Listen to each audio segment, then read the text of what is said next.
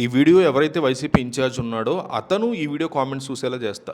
ఈ విషయంలో వైఎస్ జగన్ రంగంలోకి దిగాలి, అక్కర్లేదు. ఈ రెండిట్లో ఒక్కటి కామెంట్ చేయండి. జగన్ నేరుగా పోలీస్ స్టేషన్కి వెళ్ళాలి, వెళ్ళక్కర్లేదు. రెండిట్లో ఒక్కటి. ప్రజలు ఏమనుకుంటున్నారో తెలియాలి.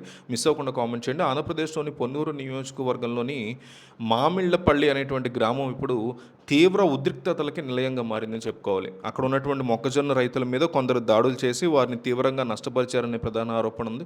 అంతటితో ఆగకుండా బాధితులైనటువంటి ఆ రైతుల మీదే తిరిగి ఎస్సీ ఎస్టీ అట్రాసిటీ కేసులు పెట్టడం కూడా గమనార్హం అంటూ ఆరోపణలు గుప్పిస్తున్నారు. దాదాపు 14 మంది రైతుల మీద ఇలాంటి కేసులు నమోదు చేసి వారిని తీవ్రంగా వేధిస్తున్నారనేది ప్రధాన ఆరోపణగా ఉంది. ఓ పక్క నష్టపోయి మరోపక్క అక్రమ కేసులతో ఇబ్బంది పడుతున్నటువంటి ఆ రైతులకి ధైర్యం చెప్పడానికి, వారికి మద్దతుగా నిలబడడానికి ప్రయత్నించినటువంటి వైసీపీ అధినేత నాయకులకు కూడా అక్కడ ఊహించిన పరిణామాలు ఎదురవుతున్నాయని వైసీపీ సోషల్ మీడియా అంటుంది.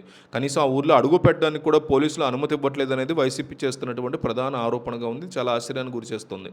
అసలు ఈ గ్రామం రాష్ట్ర పరిధిలోనే ఉందా లేదా ఇదేనా ఒక నిషేధిత ప్రాంతమా అన్నట్టుగా అక్కడ ఆంక్షలు విధిస్తున్నారనేది కూడా వైసీపీ యొక్క ప్రధాన ఆరోపణ.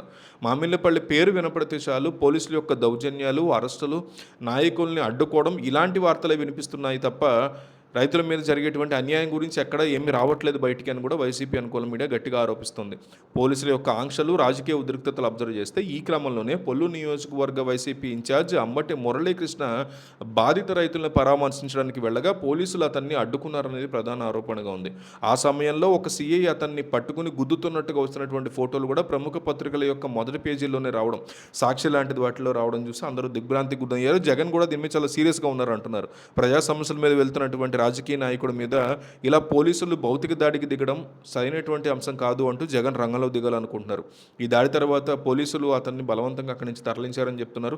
ఈ విషయం తెలుసుకున్నటువంటి పక్కనే ఉన్నటువంటి వేమూరు నియోజకవర్గ ఇన్ఛార్జ్ వరగూటి అశోక్ బాబు పోలీస్ స్టేషన్కి వెళ్ళగా అక్కడ పరిస్థితి మరింత ఉధృతంగా మారిందనే ఆరోపణలు కూడా ఉన్నాయి. స్టేషన్ బయటే పోలీసులకి అశోక్ బాబుకి మధ్య తీవ్ర స్థాయిలో వాగ్వాదం జరిగిందని కూడా చెప్తున్నారు. అధికారం చేతిలో ఉంది కదా అని ఇష్టం వచ్చినట్టు బూతులు తిడతావా అంటూ అశోక్ బాబు పోలీసుల మీద తీవ్రంగా మండిపడినటువంటి పరిస్థితుంది.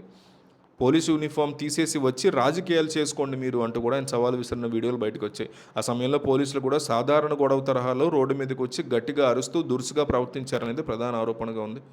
ఈ ఘర్షణ వాతావరణంలో పోలీసులు అశోక్ బాబు యొక్క చొక్కా చించేశారనేది కూడా ప్రధాన ఆరోపణ. నా చొక్కా చించేస్తారా మీరు అంటూ అతను బహిరంగంగానే పోలీసులను నిలదీసినటువంటి పరిస్థితి ఉంది. ఆ తర్వాత చిరిగిపోయినటువంటి ఆ చొక్కాని అక్కడే విప్పేసి వేరే కొత్త చొక్కా వేసుకున్నటువంటి సిచ్యువేషన్ కూడా వీడియో వచ్చింది.